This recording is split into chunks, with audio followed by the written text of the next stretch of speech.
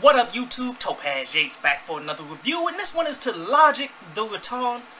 And I'm gonna give this one the green light as I chose to review this one over the Boss album. As yes, I did listen to it and it was really what I expected it to be, which is only but one song in there was actually pretty good and the rest of it was decent songs at best at a moment when Boss and all of Dreamsville need hits to put them over the top. Really didn't get it there, a very disappointing project, so I went on ahead and said, let me go ahead and peep out this Logic, and the Logic came through, because when you break it down, it got everything that you want. It got lyricism, even though the lyricism is really only in like the third verse, but yet still straight.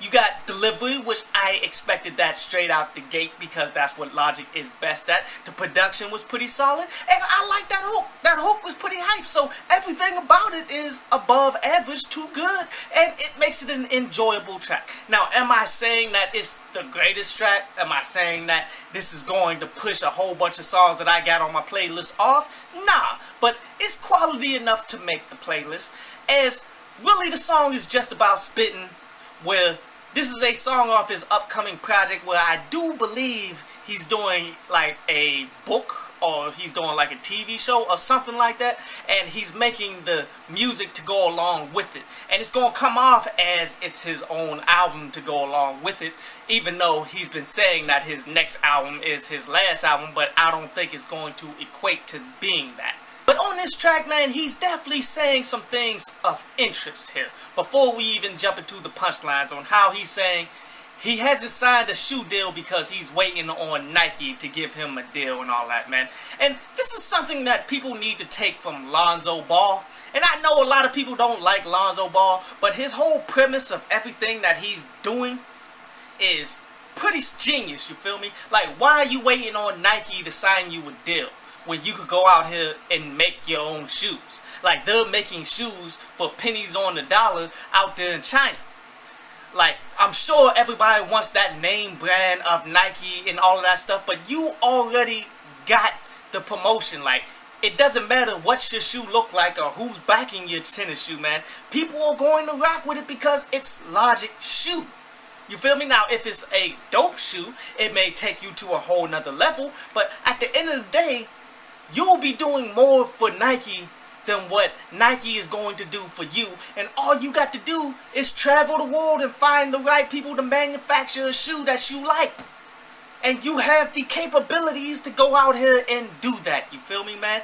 So that's one thing I somewhat didn't like what he said here. Another thing that I'm like, okay, Logic, where he gets back to the whole racial like bars that he's been doing from the last joints that J. Cole told him specifically to stop doing, but he's doing just a touch of it here, and it annoys me. To keep it 100, I really don't enjoy that facet of what Logic does. I like it more when he's speaking his positivity, but when he starts talking racially about how he's biracial and all of this stuff, man, he really loses me, because I know the reality, dude.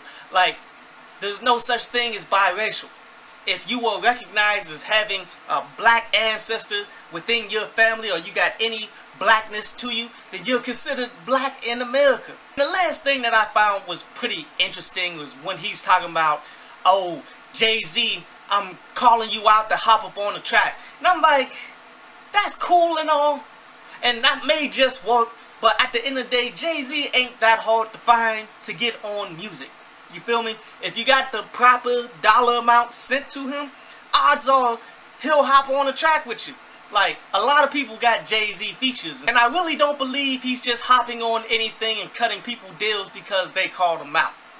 Let's just keep that 100 here. But yet, let's go ahead and drop into some of these bars here that was pretty solid, mostly in the third verse though. How he's saying, F mumble, let's make America rap again. Well, that's not like a great punchline, but how he put it in there with that flow on top of it, it sounded really good, and I somewhat enjoyed it, because that's one thing that I would rather have too, man. Let's go ahead and drop the mumble rap and get back to lyricism and pronunciating words and stuff like that. And then he continues with that, saying that nobody really reports on music, like this is the rap TMZ, and that's facts.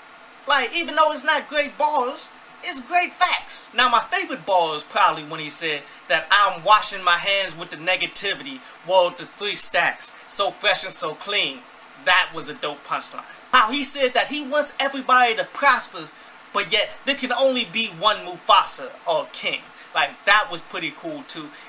Even though when you look at the grand scheme of things, Mufasa got knocked off. How he said the game don't want to give him no credit, so he decided to audit it. Like, that was a pretty smooth punchline right there. Definitely enjoyed that.